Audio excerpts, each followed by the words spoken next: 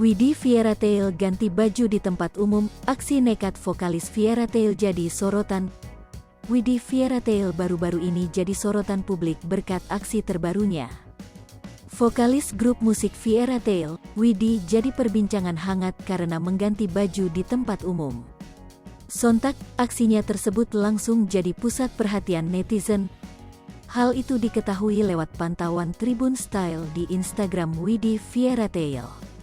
Rupanya, Widi melakukan hal tersebut karena ditantang oleh temannya.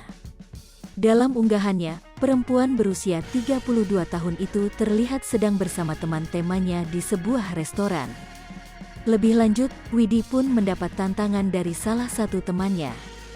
Kemudian, bintang film Sang Martir itu menerima tantangan dari rekannya tersebut. Widi berhasil mengganti bajunya dalam waktu beberapa detik saja. Bahkan pemain sinetron Aprilio dan Julie itu sangat lincah saat mengganti bajunya di tempat umum. Ternyata, Widi Fairytale memiliki trik untuk mengganti baju di tempat umum. Perempuan yang memiliki nama lengkap Widi Sudiro Nihlani itu juga melapisi baju yang dipakainya, sehingga aman saat mengganti baju di tempat umum.